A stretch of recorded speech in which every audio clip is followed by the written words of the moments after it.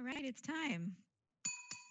Good evening. I'd like to call the City of Mount Vernon City Council meeting to order for July 8, 2020. The time is now 6 p.m.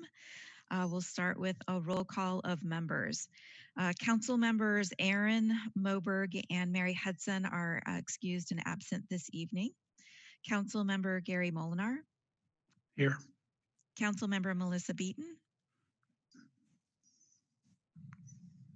We see her. Here. Council member Mark Hulst. Here. Council member Iris Correas. Here. And Council member Richard Brocksmith. Here. All right, thank you. We do have a quorum. Under our consent agenda tonight, we have items A, B, and C. It is the approval of council meeting minutes, payroll checks, wire transfers, and claims. I'd move the approval of the consent agenda. Second. Motion by Mark and a second by Gary. All those in favor say aye. Aye. Aye. Aye. Opposed, same sign. Motion carries. Thank you so much.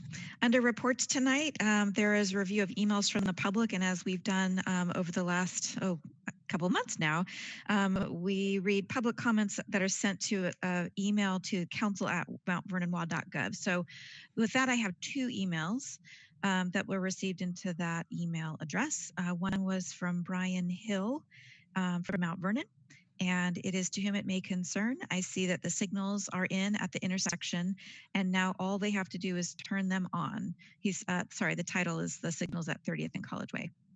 As someone who has been fighting almost single-handedly since 2005, back when Mr. Norris was mayor, I want to say well done to the Mount Vernon City Council, and especially to Mayor Jill Boudreau for putting the safety of the citizens at the forefront. As good as that is, it is only part of the problem on College Way, from the crosswalk in front of Skagit Valley College to 30th. I've personally seen cars and trucks run the red light that is part of the crosswalk in front of the school. In fact, I've seen people almost be hit there because people do not want to stop when they are supposed to do so. There have been times when I was almost hit there. Another problem is that people like to speed on College Way. I have seen people go anywhere from 10 to 15 miles above the speed limit, and there are no police enforcing the traffic laws on College Way at all.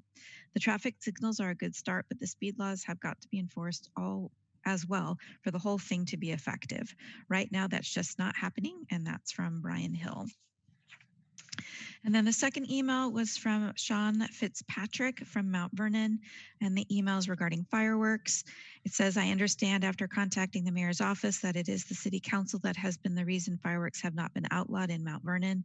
I could not believe the amount of M80s, firecrackers, and other fireworks that were set off on Saturday night. It was nonstop chaos, feeling like I was in a war zone.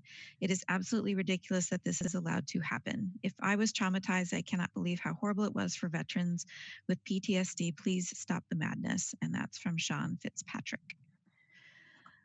His council, that's the only two that I saw to that email. I don't know if I'm missing any or not. I know there were others that came to individual addresses, but okay. Seeing no other, that's our public comment.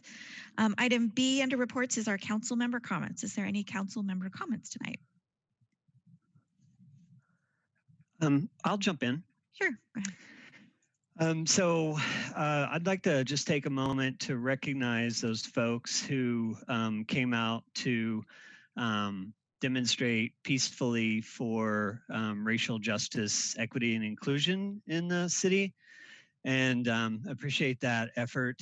And also at the same time wanted to recognize and thank the police force of Mount Vernon and all of our individual members and the department as a whole, and think that they've done a great job. So it's been quite an exercise in community engagement, so really appreciate that. I do believe that it's time for the Mount Vernon City Council and the government generally to consider how we are going to, look at actions in the future differently in the light of this conversation nationwide. And I'm really not sure that that's really a good thing to or able to do on Zoom. So just wanted to kind of note that for the record here. To help in that community-wide conversation that I think we'd all like to see happen moving forward. I've drafted a resolution that I'm going to send to the city council members and to the mayor to enter into public record as a starting point for that discussion. And it's really very basic in recognizing many of the tenets that we already agreed to and our law support in the city.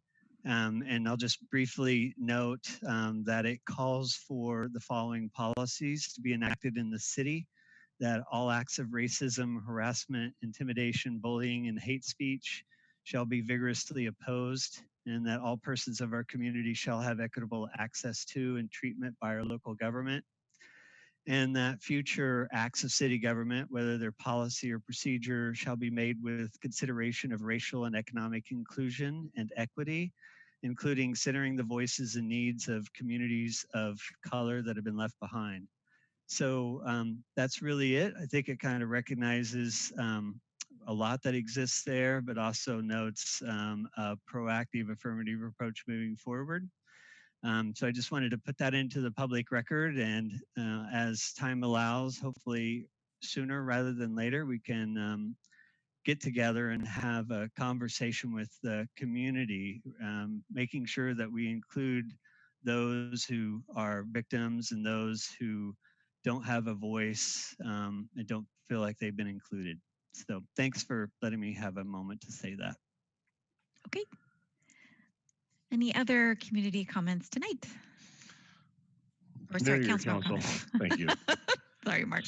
So, Richard, I appreciate the effort that you're putting forward here, but it sounds to me like you're suggesting that maybe the Mount Vernon City Council and maybe the rest of the departments in the city of Mount Vernon haven't treated people fairly or equitably. I think the Mount Vernon Police Department has put out a great statement over the last couple of weeks of the work that's been done to prevent any discrimination based on race or gender or sexual orientation or anything else. I think the Mount Vernon Police Department is here to protect every citizen in Mount Vernon equally and fairly. I think that the actions that the council's taken in the past have been based on what's best for the entire community. We haven't looked at, well, is this going to benefit one nationality or one gender or one anything else? We look at how's it going to benefit the entire city or the residents of the city. So it feels to me like you're suggesting that maybe there's been some racism amongst council, amongst the police department in the past, and that we need to correct that. And I just haven't seen that. That's not what I'm suggesting.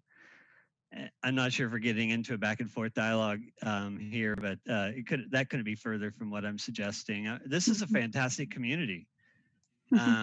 And I think we're extremely lucky to live in a place that's so far ahead of the curve and treats each other with so much respect. But I also believe, Mark, that I'm not the right person to carry forward those messages. And I don't believe everybody sees it the way you and I might. And I think we should have that conversation. May I to say something? Sure. Yeah, probably I can see what Richard is talking about, and I am probably one of the cities in this community. I am pro and support the police department because we have a really great connection and support, communication, and everything. As the Latino community member and being involved in all the activities with the police department, but what I would like to say is not about me.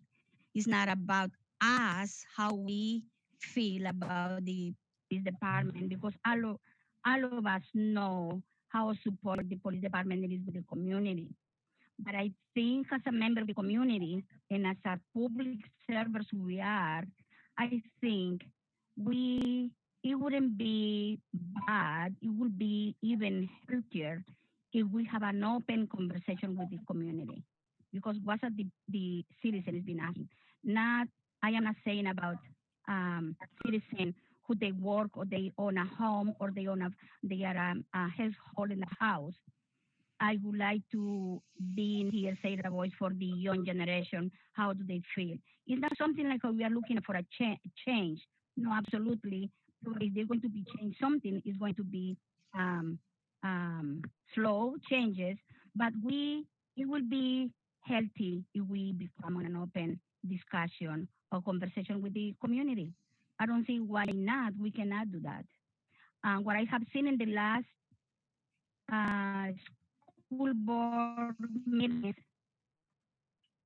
how much, how many people more is coming in part of the discussion, and how we see how many young people are getting involved in those conversations. I think for us as members in the community and public servers we need to give them the opportunity for people to speak up and hear them. And if they have concern, just put it up there. And if our job is to talk to them and give them an education or say, that's the opportunity for us to get those wrong ideas people in the community. Okay, any other council member comments? I did have one other comment. We've received a few letters in regards to fireworks that were set off on the 4th of July and prior to the 4th of July. I don't think a lot of folks realize that the fireworks that tend to be the main concern are fireworks that are already illegal in the city of Mount Vernon.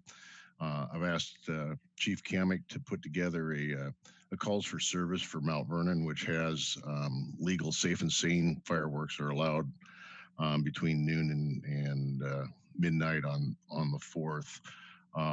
And compare that to a couple of the other municipalities that have a complete ban on fireworks.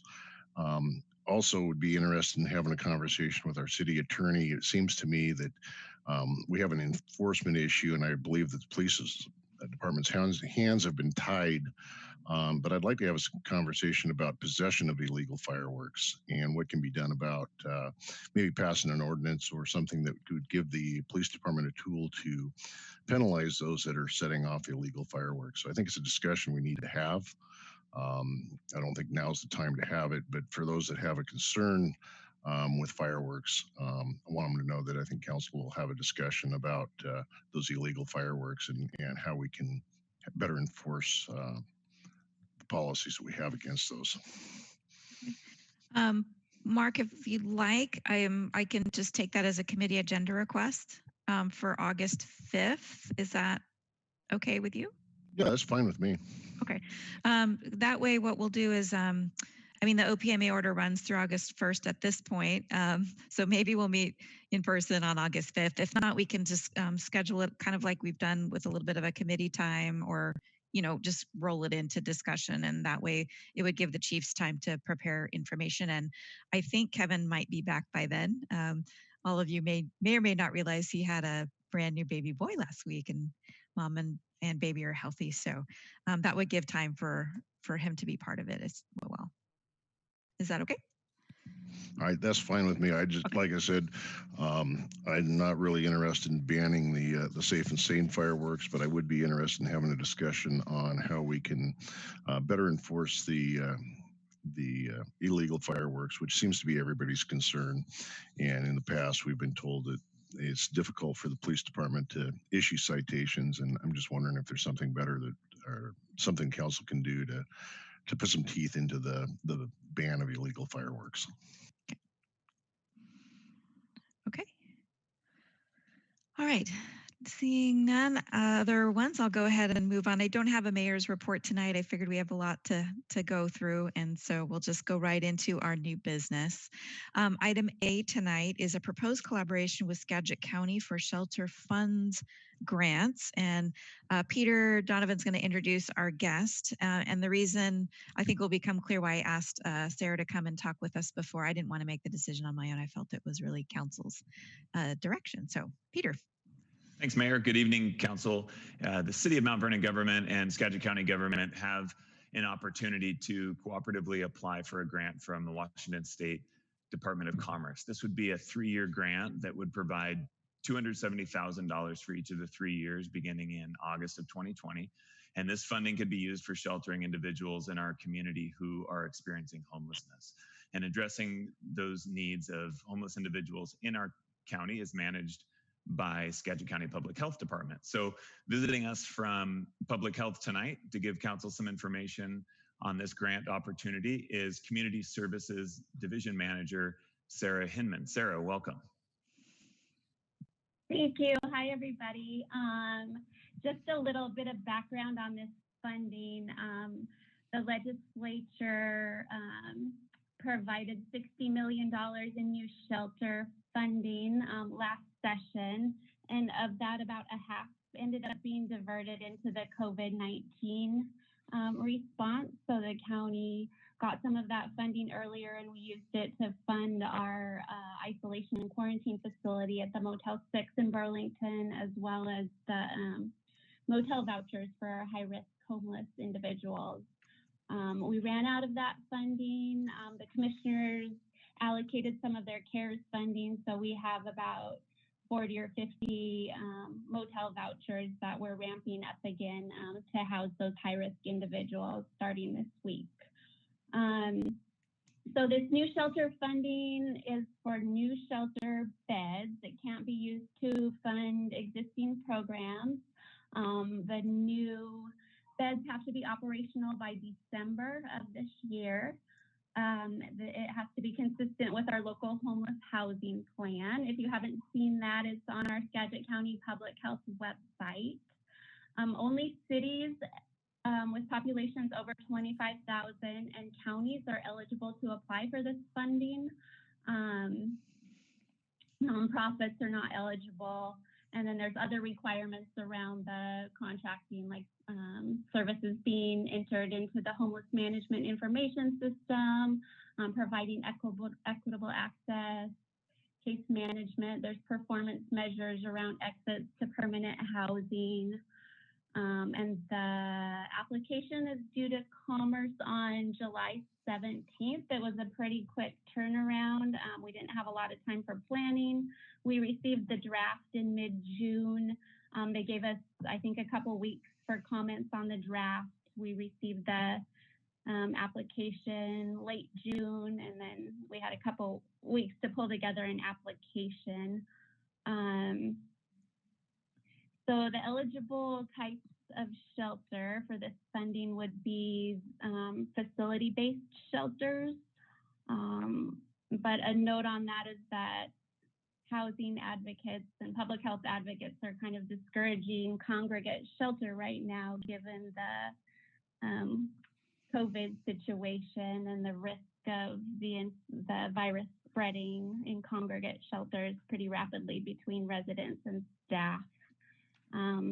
This funding would also be able to be used for temporary shelters like tent cities or for motel vouchers. It's a 3-year grant, like Peter said, starting in August 2020 and running through June of 2023. The funding, they're paying us $56 per bed night and or up to $10,000 in capital funding for creating new beds. Just a note on that, for our other emergency shelters, our average cost per bed night runs around $90. So $56, both in Skagit County and statewide, is a pretty low reimbursement rate, especially when you have a low number of beds and there's no kind of economy of scale involved. The funds are being allocated by Commerce on a formula basis of $1.83 times the population. Like I said, only counties and cities of over 25,000 are eligible to apply, and we're incentivized to apply together. So we get more money if we apply jointly than we would if we applied separately. So Skagit County, if we applied on our own, would get about $232,000 over 3 years. Or if we apply jointly with the city, we'll get $290,000 over the 3 years. And then for the city of Mount Vernon, If you applied alone,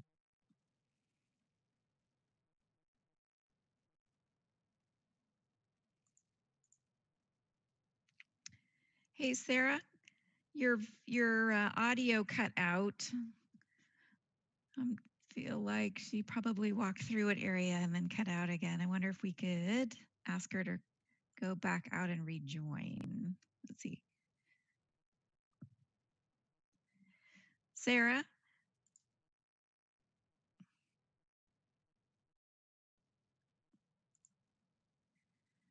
Let's see.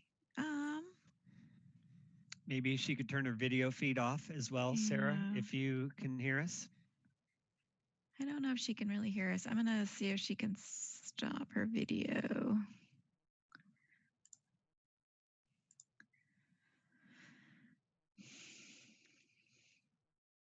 Shoot. Peter, I think you could probably contact her. Maybe you could see if she could go back out and rejoin. I'll give it a try. Okay. While we're trying to re-establish connection with Sarah, I'll stop the share for a second. The reason why I asked Sarah to come on and explain the proposal to City Council was the county had contacted me and asked if I would sign on to the joint application, and I felt like this was a significant sort of service step. It also entailed receiving a grant of over $300,000, and I just felt like I would really want council to weigh in on if this is something that they would like to do jointly with the county. I certainly think it's a great idea. It would provide hotel funding, room funding very securely for 3 years. And as we work toward our permanent supported housing project, I think it's a great opportunity. So any questions so far? We'll try and get Sarah back on, but in case she can't necessarily join, I could try and answer some of the questions for you too.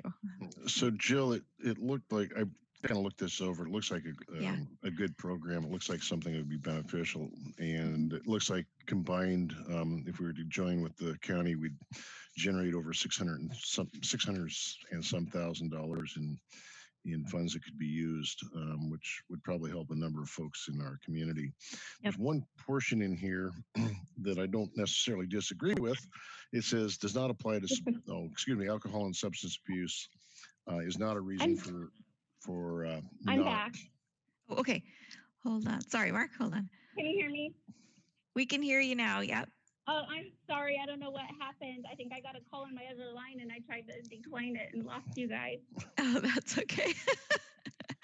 We'll see if we can start your video too. I just send a little request. There you go. Okay. Where did you lose me? Probably when we were just talking about some of the specifics. I think the council received the handout in their packet as well, Sarah. So I'm wondering if they maybe just have some questions and we can go from that, if that's okay. Mark, do you want to go ahead and re-ask your question? So where I was at was, it looks like combined, if the county and the city were joined together, we'd generate a little over 600,000 in revenue that could go towards helping the most vulnerable in our community. There's a sentence here that says alcohol or substance abuse in and of itself is not a consideration or a reason to terminate. I don't necessarily agree with that. I think that some of those folks probably need some help. And I'm just wondering if we're to move forward with this and generate this this revenue source to help fund some of the homelessness, if there isn't some programs that we could put in place that might benefit those that have some drug and alcohol dependencies to help them off of that and maybe back into a normal lifestyle. So they will be getting case management services along with their motel voucher. When they say drug or alcohol use can't be a condition of losing services, you can still have rules around like behavior in the motel. So that kind of addresses some of those concerns. And then part of the requirements are also that you provide linkages to other services like mental health and substance use and employment and education and that kind of thing. So that's all part of our plan, and it's in our application that we've drafted of how we would provide that case management. Great. Yeah, we would visit the permanent supportive housing program that's ran by Community Catholic Services up in Bellingham, and they don't have a condition of no alcohol or drugs, Right. but they have services available, and it seemed to really work well. And I know we're working on our permanent supportive housing program here, but if there's some of those services could be provided in the interim, I think it could be beneficial. Yeah, it's always our goal to link people to all the services that they need and that will be helpful for their quality of life.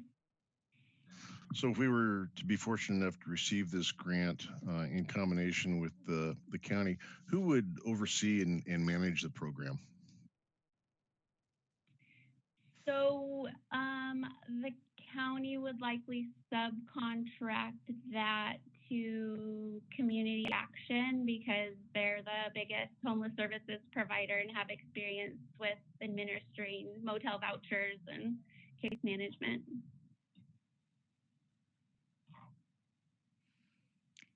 And they have the ability to enter into the homeless management information system and coordinated entry and all those other requirements. Okay, that's great. Do they have the ability then to also provide the other services as far as the drug and alcohol treatment, mental health treatment, and those services that may be needed? They don't provide that directly, but they provide case management to link people to the treatment agencies and get them into services. All right. And then the nuts and bolts of it, Mark, if we were to get the grant, we would come before, accept the grant as a contract with Commerce, and then kind of enter into a MOU with the county, and then basically it contracts all to Community Action. And it really dovetails on exactly what we've done with the CARES money and the hotel voucher program that they run already. So it's pretty streamlined. Any other questions from council? I have a couple questions. Great. Sarah, it says here that it provides case management and works towards securing permanent housing. Can they be in this particular program for the entire 3 years, or how does that work? So that's a really good question. We're not allowed to put time limits on shelter, but the goal is always working towards moving people into permanent housing.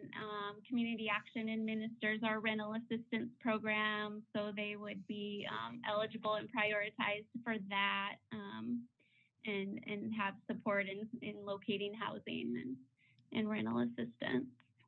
Okay. So I think our average for our family shelters is probably around 6 months that people stay before they move on into permanent housing. Okay. And I just wanted to, number one, I'm all in on this. This is, to me, it's a no-brainer. We need to apply for this. But I just want to share with people part of a person's recovery process. They won't always stay sober. They will go back to drinking from time to time, but having firsthand knowledge with a member of my family in the past, what I was told is that that's part of the recovery process. And so, it's not like people can just stop using drugs or stop drinking. And so I just wanted to share that because it is part of the process. And Jill, one other thing. Yeah, Sorry, Sarah. I wanted to ask, could you email out to council a copy of the overview? Oh, yeah. yeah. Okay. Yeah, Okay. yeah. Yes, okay. Thanks. Sure. Sorry, Sarah, I didn't mean to interrupt you. Oh, that's okay. I was just going to agree with you about, relapse is part of the recovery journey, and that's why we don't want to ban people from services because they relapse or because they use or anything like that. So I just agreeing with your point. Okay. I'd like to jump in for a second. Sure. So I spent some time down in Olympia advocating for this program when it was set up, and excited to see the $60 million allocated for it. It's disappointing to hear that it was, it's not all there now, but we have to be flexible in the time of COVID. So I get that. Part of the reason for this program is trying to rebuild social safety net and help people back on their feet so that our community can move forward. Um, one of the things we need to do is make sure we're spending our money, the limited money we're able to gather for these services very well. And so the approach using hotel vouchers is less than ideal. It's not efficient and not great for families. And we really need to figure out what we're going to be doing in some of these other pieces of the continuum of care of shelter for our homeless individuals and for our families. I don't know what's going on with the group that recommended this. I don't know if they're still meeting. We don't get updates from that discussion, but it's certainly a dialogue that's important to all of us. And I would ask the county to include us in those conversations and to try to move forward faster with solutions, agreed on solutions among all of our communities that are more cost efficient and permanent than this approach. We can certainly do more and do better if we focus on it. But that said, I really appreciate the partnership, and like Melissa, all in on getting this going now. And so thank you so much for the work you've done, and Mayor, for your time helping us get this far. Okay. I have a Go ahead. little question too. If I'm reading this correctly, this has nothing to do with our permanent supportive housing, right? We couldn't, if that was built before the grant ran out, you cannot use any of that towards the permanent, right? That's Correct, my 'cause understanding, this is, Sarah. Yeah, right. Yeah, this is shelter money, which is different than the permanent housing, so Okay. it wouldn't be Okay. eligible. Okay. Well, I don't need any formal action for City Council. I just really wanted to make sure that you were briefed and we had kind of a head nod of sorts so that when we submit the grant application and when we're able to announce some good news, you weren't surprised. So, okay. Great. Sarah, thank you so much for joining us tonight. I appreciate it very much. Yeah, thanks everybody. It was good to see you all. Thank you. Okay, great. Okay, item B tonight is the public hearing regarding the 2020 comprehensive plan docket. Rebecca Lowell is here and she has the screen, and so she's going to walk us through this particular item. Rebecca. Yes. Good evening, Mayor. Hello, Council. Can everyone hear me okay? Yep. All right. Hold on.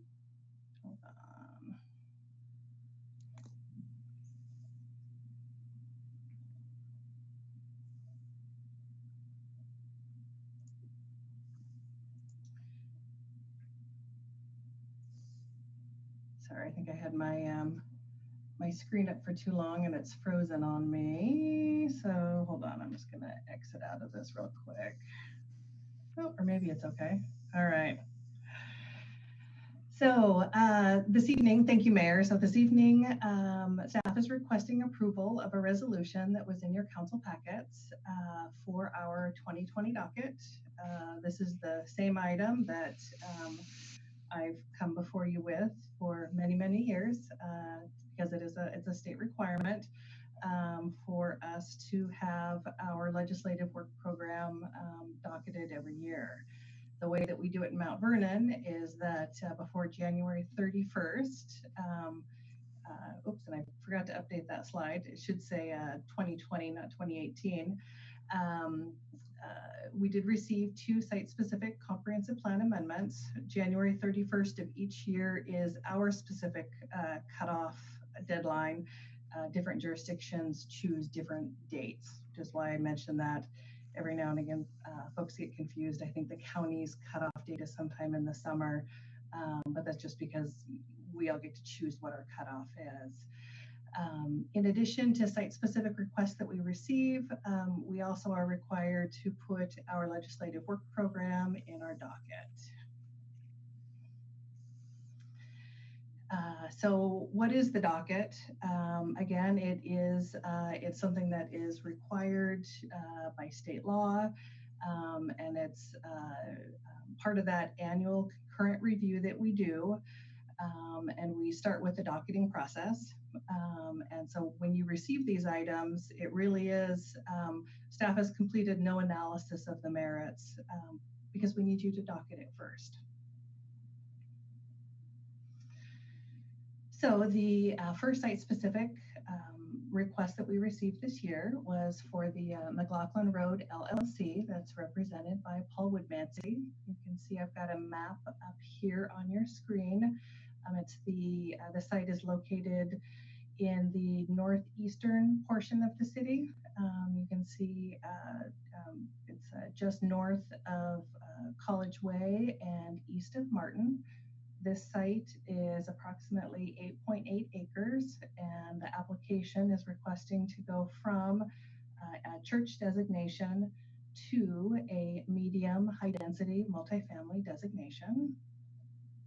Just to give you another view of this site, I've just swapped out the one map and replaced it with an aerial, and you can see I've outlined the approximate boundaries of this site in red in the map in front of you. The second site-specific application that we received was for Optimum Properties LLC that's represented by Craig Hammock. This is a site that's located south of East Division Street and between East Division and Broadway, immediately north of Kiwanis Park. This is an approximate 1.6 acre site that currently is designated as Healthcare Development District. The site is requesting to go to the same designation as the previous application, which would be the medium high density multifamily. Interestingly, with this particular site, several years ago, thinking 5 or 6 maybe, we switched this site from multifamily to the Healthcare Development District. So it'd actually just be taking it back to its original designation, if approved. Similar to the last application, this is just an aerial view of this site to put it in perspective for you. There you can see East Division Street to the north and South 18th Street to the west. And I know there's a lot that's on this list here. And these are all, we're in the packets that were provided to City Council. But this is something that we always do. We, as you know, always have more to do than we can possibly get done. But we always try to be ambitious and get what we can get done. And so I always mention that because there is simply absolutely no way all of these things are going to get done this year. But it's nice to have them on a work program. We just roll them over from year to year. But these are in order of what staff is working on right now. So in just a moment, one of the agenda items that you'll see is for number 1. It's the proposed interim regulations that will extend the permit timeframes. So that is an interim ordinance. And then we've got numbers 2 and 3 are existing ordinances that they had emergency regulations in place that have lapsed. They need to be put back in place again and finished up this year. Had the COVID-19 pandemic not happened, those would have been done by now, but they're not. Number 4 is our shoreline management master plan updates. I've put that in green because that is something that we're required by law to do. We have received an extension on that, which is great. So that is something we're working on. Number 5 is the grant that we received from the Department of Commerce. We've been haven't honestly been working on those at all. We've been working on just our current projects, not legislative projects. But hopefully we'll have time to do that. We also do expect to get extensions for those grants as well. Most of our state agencies are doing that. And then I wasn't going to read the rest of these. A lot of these you've seen year after year, and they just become the rest of the list there. The docketing request that's before council is consistent with our comprehensive plan, resolution 491, and the state statute that governs that. And as such, staff is recommending approval of the resolution before you. I have a couple questions, if that's okay. Absolutely. Go right ahead. Rebecca, can you tell me, so in terms of the two land use with changing the zoning from church and the health district over to multifamily, where does that fall in the list of, I mean, obviously for me, that's putting people to work and providing housing. So where does that fall in the priority list? So those become, even though they are legislative items, in other words, they're not, it's a little bit different than like a subdivision or somebody building a house. They are still, they are required to be completed this year. So every year, I know we're doing our docket, of course, months later than we usually do. But every year we do finish those comprehensive plan amendments before the end of the year. So that's something that we've always done in the past, and we'll be done with these as well. So, I mean, we just want to make sure we, we're following with the time frame, but I mean, could they be, I'm wondering could they be completed before the end of the year? Or, I mean, I don't know how, help? I might even have Chris. Yeah, do you mind if I chime in? Yep, go. Thank you, Rebecca. Hi, Councilmember Beaton. Yes, I mean, what we have done in the 3 years that I've been here, we usually brief this docket in the February timeframe, and by November, after we have gone through a variety of other items that the city is working on, we provide this to you as a docketed, or I'm sorry, a topic for a vote at the end of the year. It's sometime after budget season has been completed that we're doing it because of the extensive nature of some of these projects, what we need to do. But I mean, for the last 3 years, they get docketed in February and we brief them out to you in November. If that's something that you all would like to change, we can have a discussion, obviously, or a dialogue on this with the other council members and the mayor as it relates to this. But we're a third of the staff down right now. I got 58 hours of furlough that we're doing with everybody, and it's literally, we are treading water in nautical terms with a good size wave coming about every third or fourth day and coming back up to breathe again. Just perspective. And I get that. I understand that. I just wasn't sure if there was room in that list, in the priority list, of moving things around. So I understand. Thanks, Chris. I'll say, those items actually aren't even, we don't even put those on that list because they are considered more project specific. And so they get rolled in with all of our other projects because they're not ones that we would ever put off past the end of the year. So Rebecca, it seems to me that and this is going back a few years, we used to see these in like August as far as taking action on them. And I know that there's been a workload or that has prevented that the last 2-3 years. But there's also a time frame that things have to go through that prevents council or prevents the planning commission prevents development services from actually being able to bring those forward until certain things are done. And maybe for the newer council members, you can talk about the SEPA and the shoreline master and everything that it has to go through, plus planning commission before council can actually act on it. Maybe that would help explain the time frame of why we're looking at a little further down the road. Sure, thank you.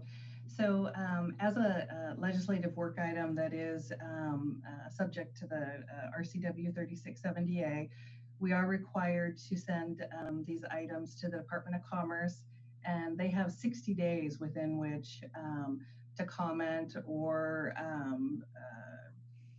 to give us information on these types of things.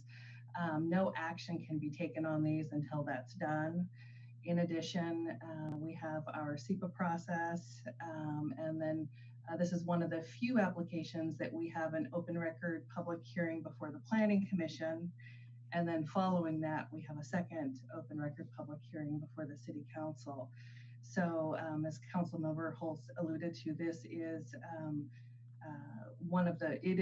this and just one other process is the most process laden type of applications that we deal with every year.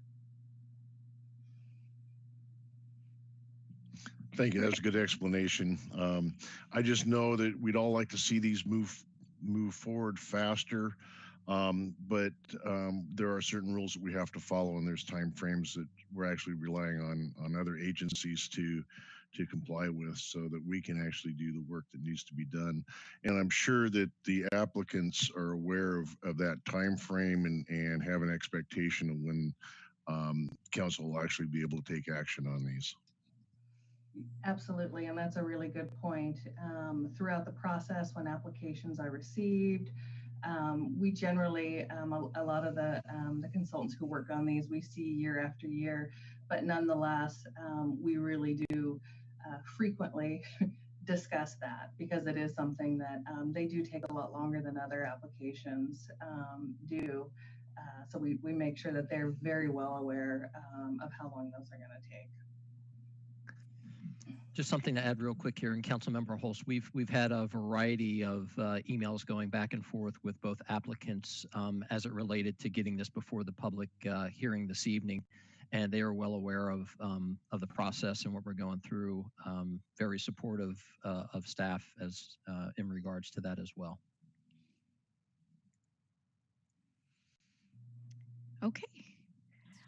So we did notice this as a public hearing. If council may have noticed in your agenda that we were to contact the mayor's office to, be able to comment. We didn't receive anyone that was interested in doing that.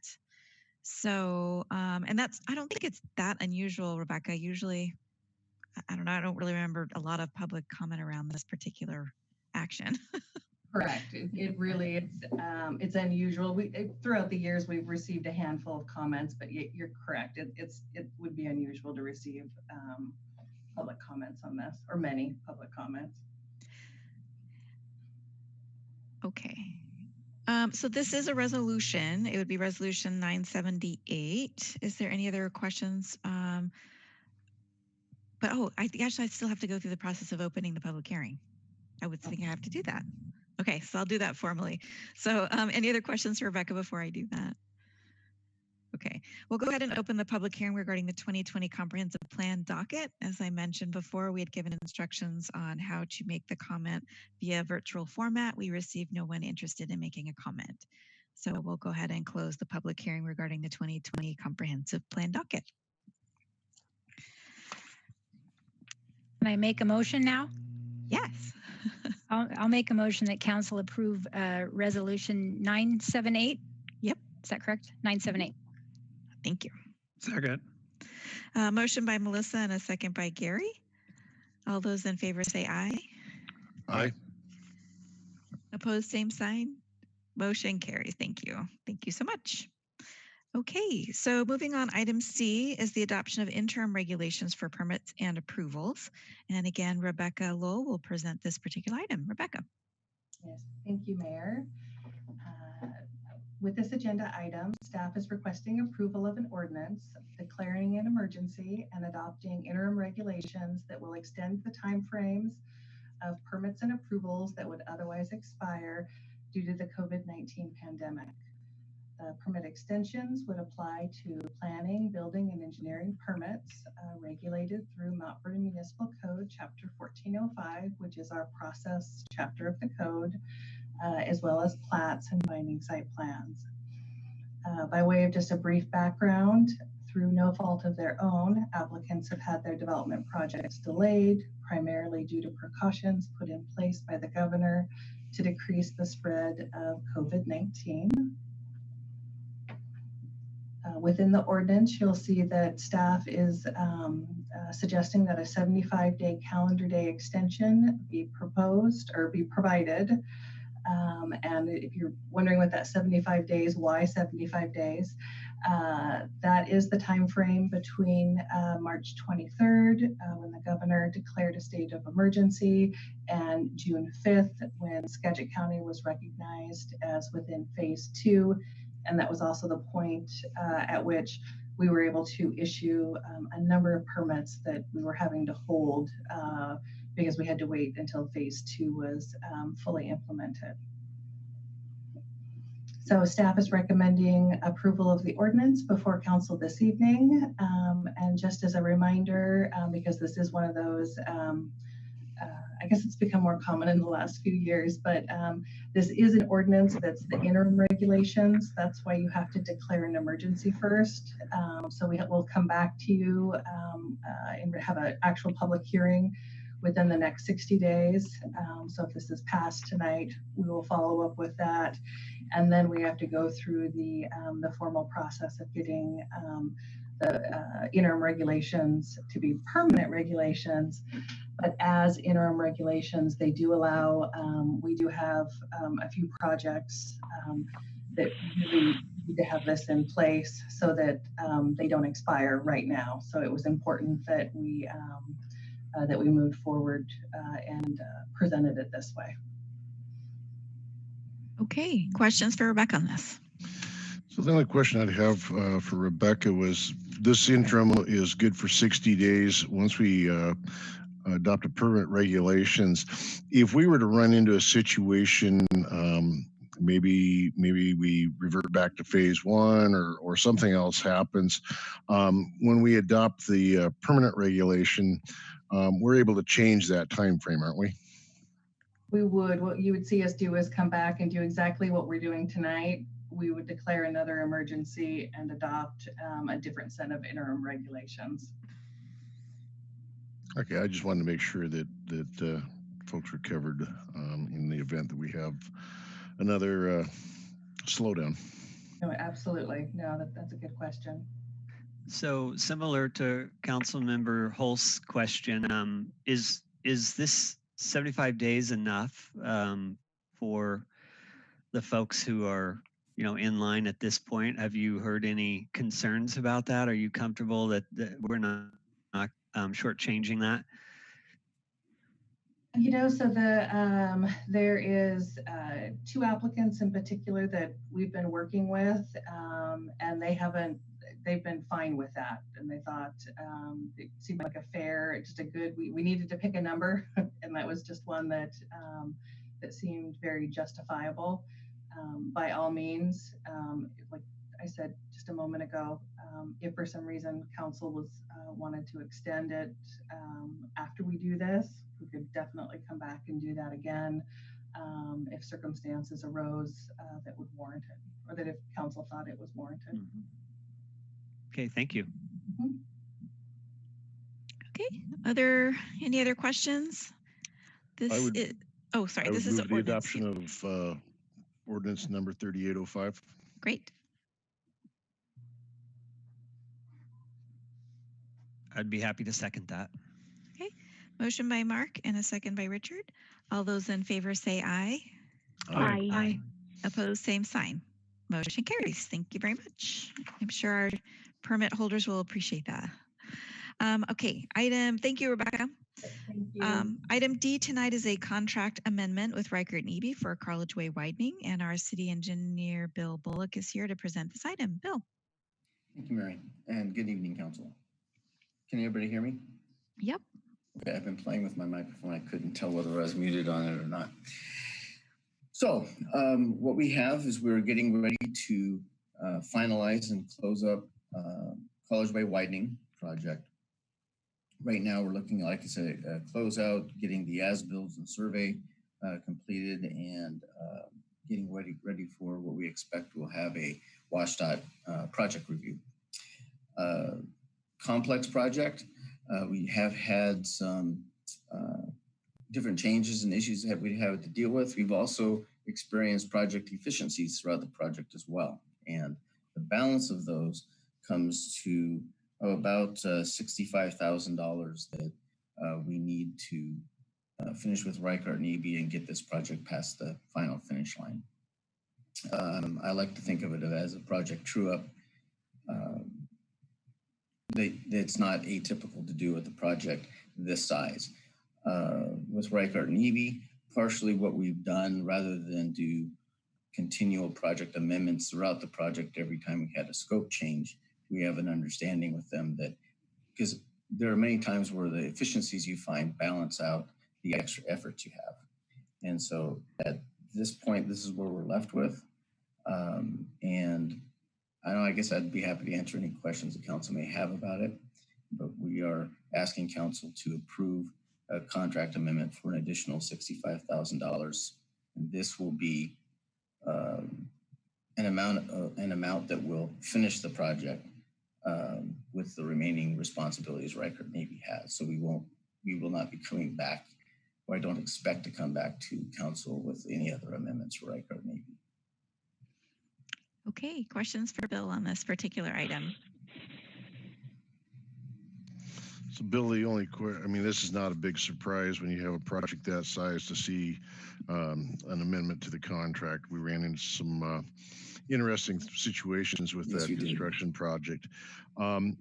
What source are we using as far as a funding source for the additional fees?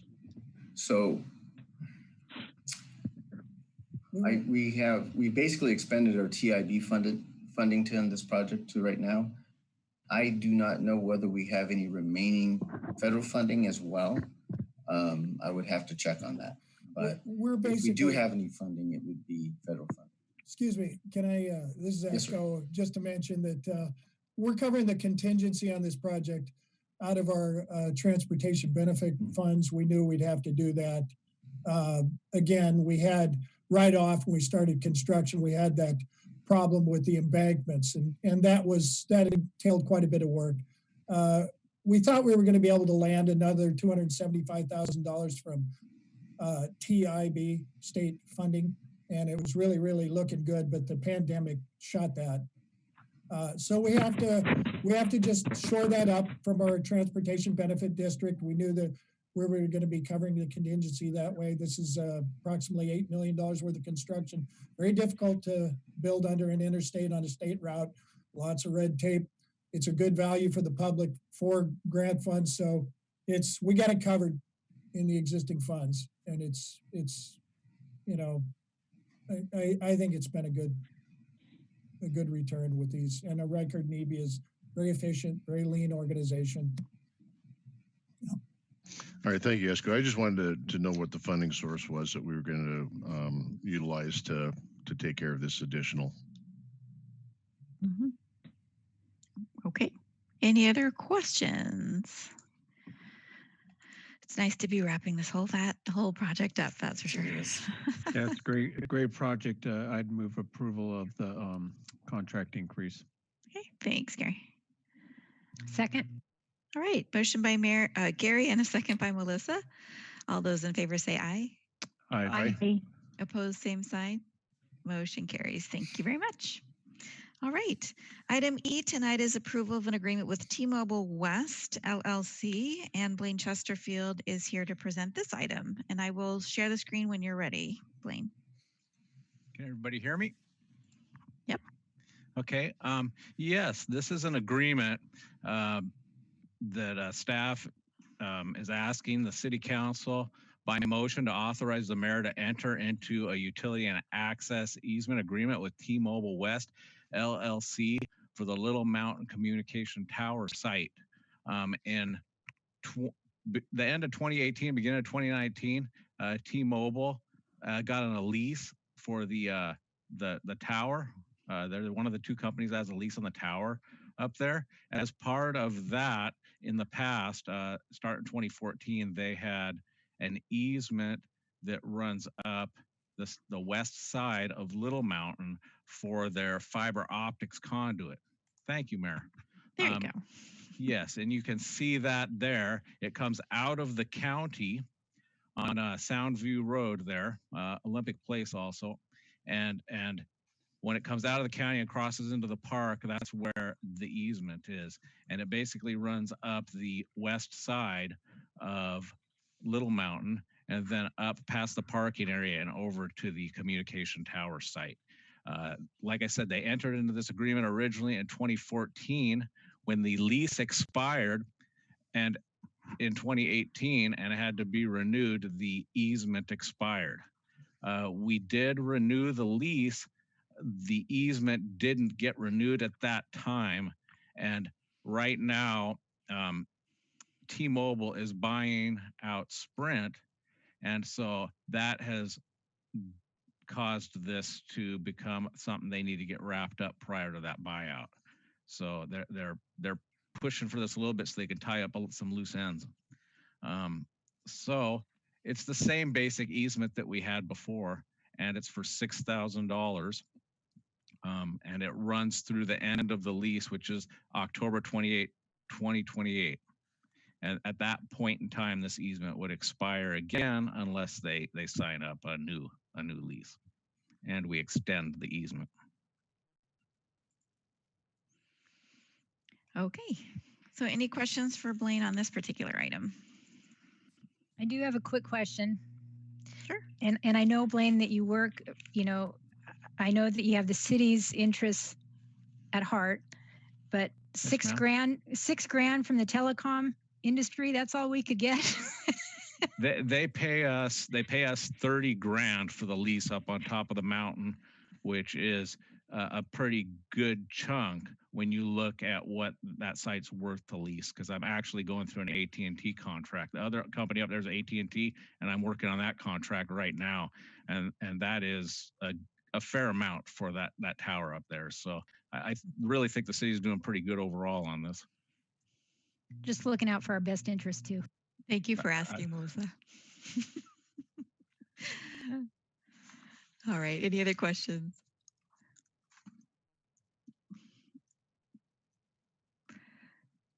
Is there a motion?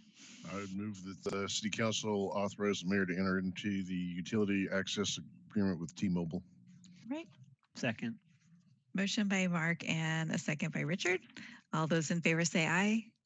Aye. Opposed, same sign. Thank you. Motion carries. Great. All right. So that completes our agenda items, but we worked in, since we don't have a committee, our Public Works update. And so I've got some slides that I'm going to share, and Esco's going to tell me when to move them around. And then we've got our Public Works staff here to give you an update on what's going on with Public Works. Thanks, Mayor. If you'll load those up, and Blaine will do the first one, and then Bill will do a couple, and then I'll close the deal out. Perfect. Okay, I'm going to go through this one. Okay, how about that? Perfect. Okay. Go ahead, Blaine. Okay. Thank you again, Mayor, and thank you, Esco. This is the Maddox Creek Culvert Removal Project. I wanted to give a quick update on this. The bid opening the county had was on June 22nd, 2020. So it was just recently. The engineer's estimate was originally 550,000 to 700,000. We did get the low bid from Williamson Construction LLC for 398,909 and 43 cents. They really calculated that down to the cent, didn't they?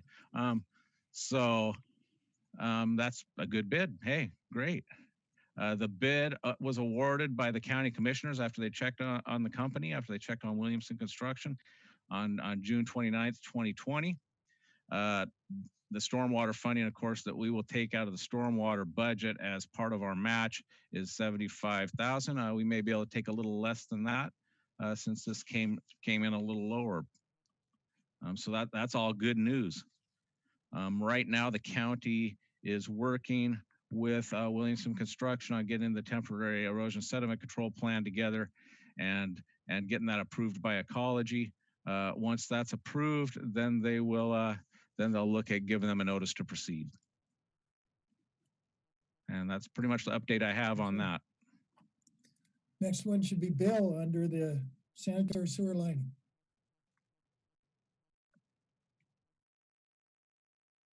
Bill, are you there? Okay, sorry about that, I was muted. So kind of the theme tonight is that we're getting ready to wrap up quite a few projects in the coming month or so. Right now, we are pursuing our 2020 iteration of our sanitary sewer and stormwater lining, this time with Michael's Construction. Last year it was in situ form, and we expect they're on target for finishing up sometime in the next couple weeks to say early August. They've been moving forward at a pretty good pace since the middle of June. Next slide. And so College Way Riverside signal upgrades. This is our 12 different signal upgrades with Color Curcio, and they are essentially complete. What was it? About 2 weeks ago, I think. They finished up the Market Street and College Way signal and got that on in its final configuration. And right now we're waiting to do our final walkthrough, create a punch list, and then we will hopefully be closing out the project very soon. Next slide. I think the next slide is a picture of the Market Street and College Way intersection. Next slide. So Riverside Drive Railroad crossing improvements. This we've kind of had a long row, as you know, trying to coordinate with BNSF to get the rest of these things done.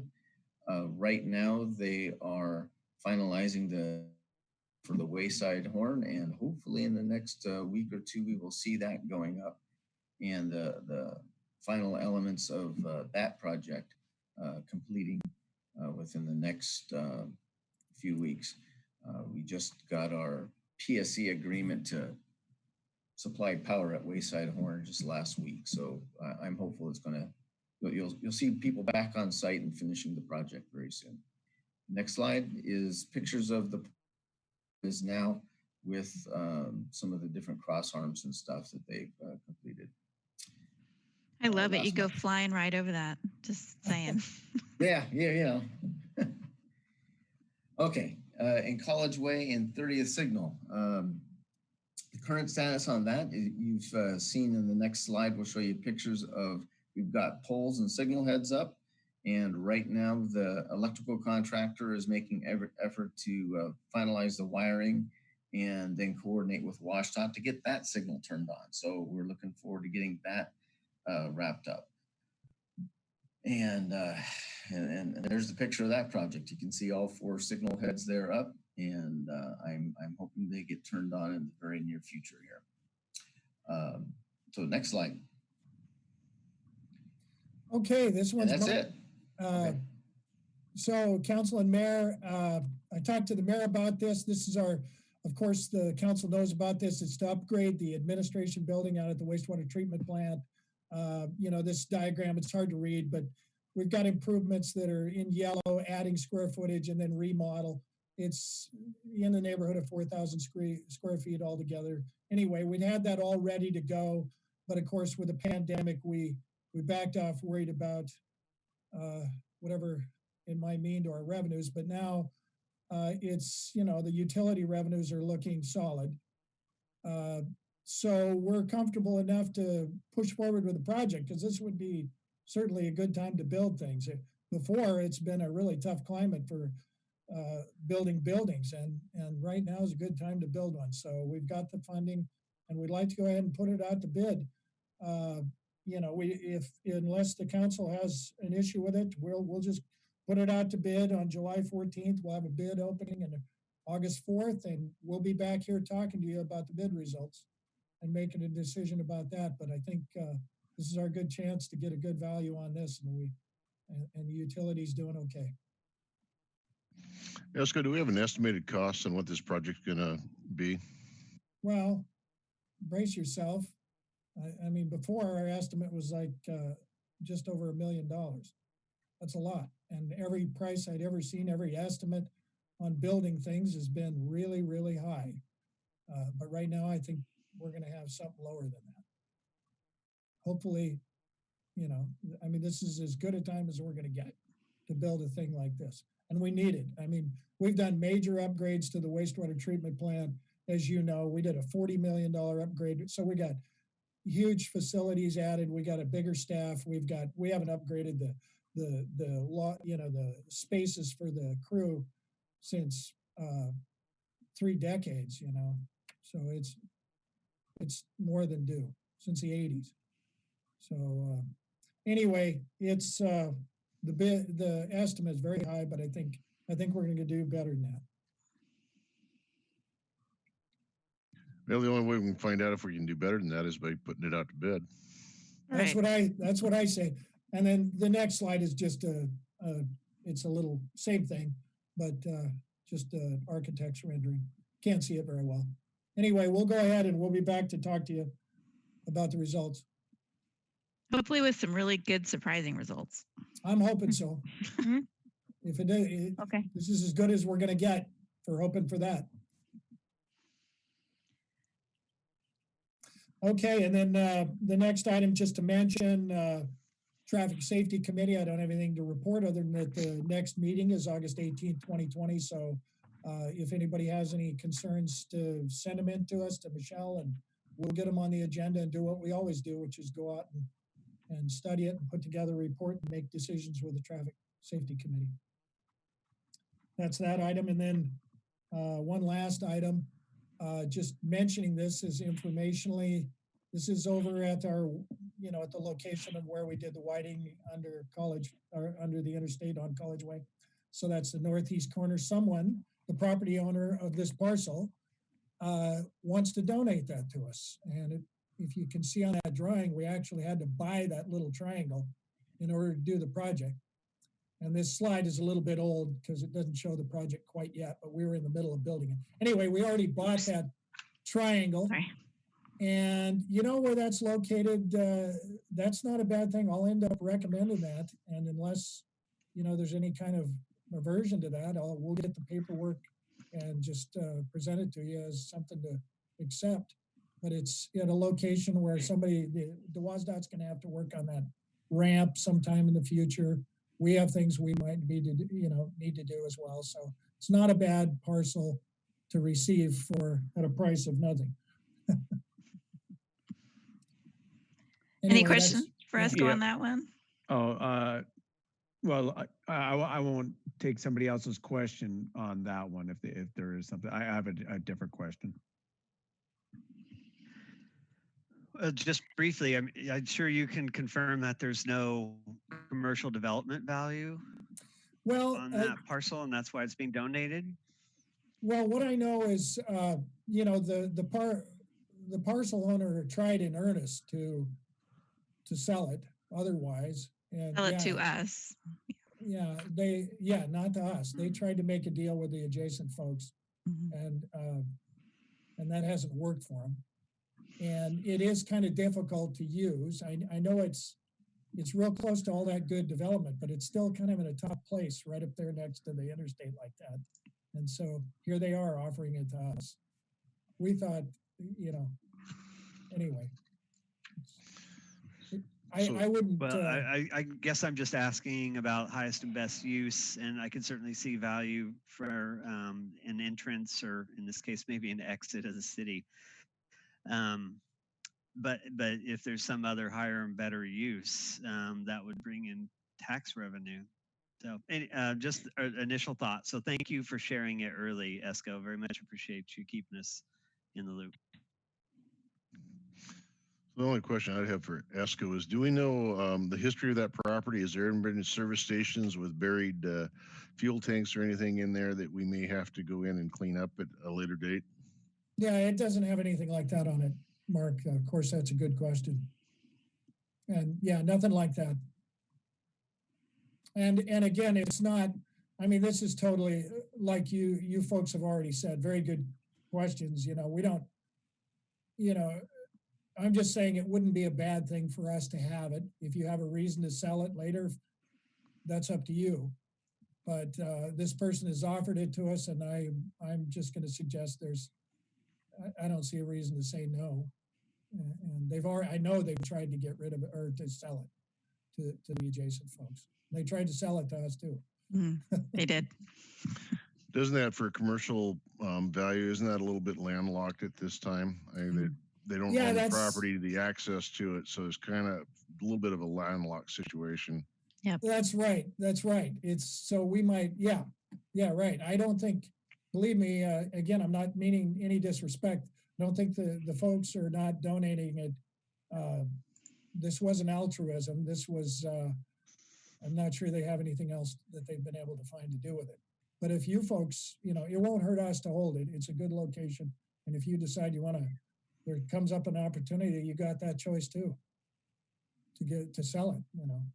It's just, I will be recommending that, you know, hey, it's not a bad thing for us. Okay. Yeah. All right. I had one question. Go ahead, Gary. Esco, I've talked to you about this before. I had somebody that was stopped by a state patrolman coming off the freeway on the College Way, and it was dealing with that sign that says no turning on red.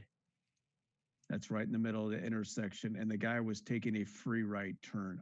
I've always kind of advocated that is a free right turn when you come off the freeway rather than going to Lowe's. I get that you don't take a free left turn on a red light, but is that sign saying that you cannot take a free right turn?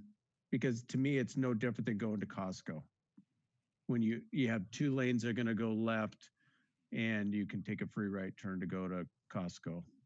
So we're coming on the northbound off ramp. Yes. No, you're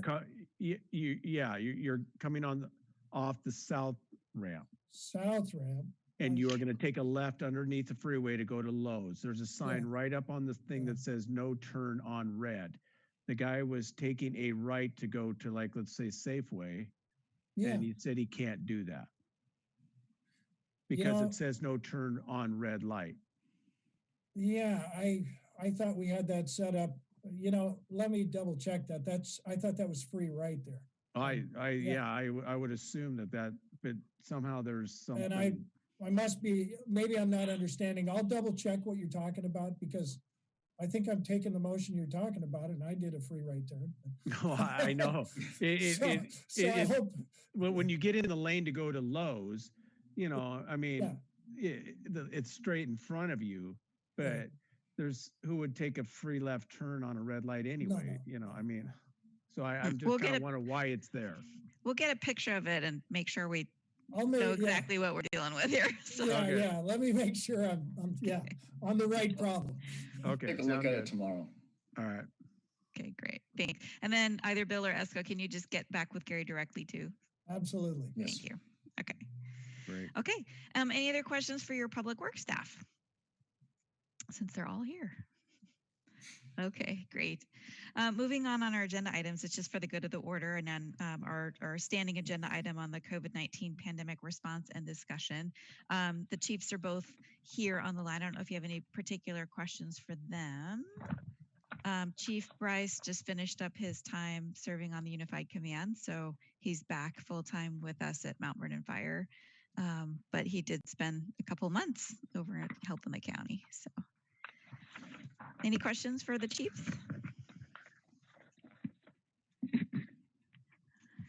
Okay. We'll circle back around on the fireworks for Public Safety Committee in August. Just a couple updates real quick on what I've been working on, and Chief Kamek was on this call. Yesterday, Representative Lakanoff from our 40th District hosted a legislative with the Skagit County mayors and police chiefs and a couple of legislators from Olympia regarding police reforms and proposed policies that are being discussed in Olympia right now. I thought it was a really productive 2-hour meeting. We were briefed on the Public Safety House Committee Chair Goodman, who was really insightful. I really appreciated his take on the approach to some of the policies. Very informed, really reaching out to communities and doing that. Then every city was able to just give a quick briefing on how we approach certain things. City of Mount Vernon, we shared about hiring processes. We also shared about position on some of the things like the 8 can't wait use of force policies, and of course reminding the legislature that most police agencies in the state are city employees. They are city employees, and so city should be at the table when we're talking about doing things with our employees, in my opinion. So it was just a very productive meeting. The other meeting that I attended this morning, a few-hour call, was the Association of Washington Cities Legislative Priority Committee. And again, they're talking about various positions for legislation. If there is to be a special session, it doesn't look like it would be in August, but they are talking about perhaps one toward the end of the year, maybe even November. And so that committee is positioning themselves around topics for the possible special session, but for the 2021 legislative session. So just a few things we're working on. Any other things for the good of the order? Okay, great. Well, there is, Kevin is not with us. There is no executive session. So with that, our meeting will be adjourned at 7:21. Thanks, everyone. Good night.